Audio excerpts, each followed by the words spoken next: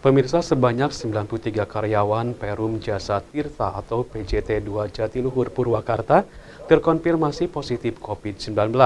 Saat ini mereka sedang menjalani isolasi mandiri di rumah masing-masing.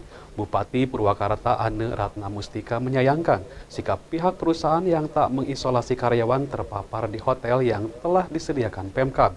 Menurut Bupati, seharusnya orang yang terkonfirmasi positif COVID-19 harus diisolasi di hotel untuk lebih mudah dilakukan pengawasan secara medis.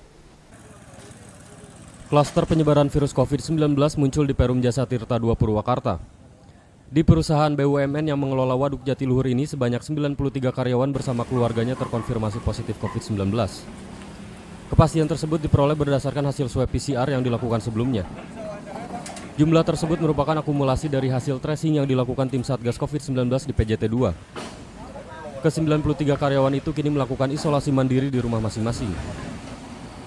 Kondisi ini disesalkan Bupati Purwakarta. Menurut Bupati yang juga ketua tim Satgas ini, pasien COVID-19 tidak boleh diisolasi di rumah, melainkan di hotel yang disediakan pemerintah. Karena jika di rumah, pengawasan oleh tim medis akan terkendala. Karena PJT2 juga sama, itu Perum Jasa Tirta II ada laporan 91 karyawannya positif dan semuanya OTG dan isoman. Nah, itu tidak boleh dilakukan, gitu kan. Kita akan tekankan mereka karena kita sudah menyiapkan tempat isolasi untuk karyawan itu di Premis Hotel. Tenaga nakesnya kita sudah siapkan dari pemerintah, jadi kita kolaborasi lah gitu. Supaya kalau isoman di rumah kan kita pengawasannya sulit ya. Tapi kalau di isolasi di premis itu kan ada pengawasan dokter 24 jam, treatment obat juga masuk, jadi penyembuhannya cepat lah.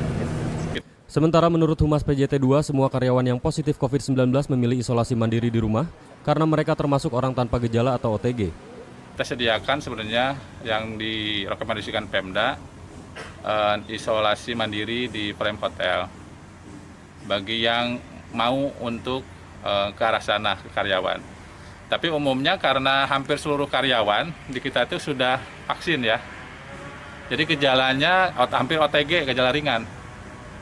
Tapi kan karena standar kita kan takut jadi carrier. Jadi kita upayakan untuk isolasi mandiri. Itu salah satu pencegahan ya untuk penularannya. Kita fasilitasi isolasi mandiri sebaik mungkin. Dengan pemantauan kita ada grup khusus untuk penanganan ini dari pasien yang terkena.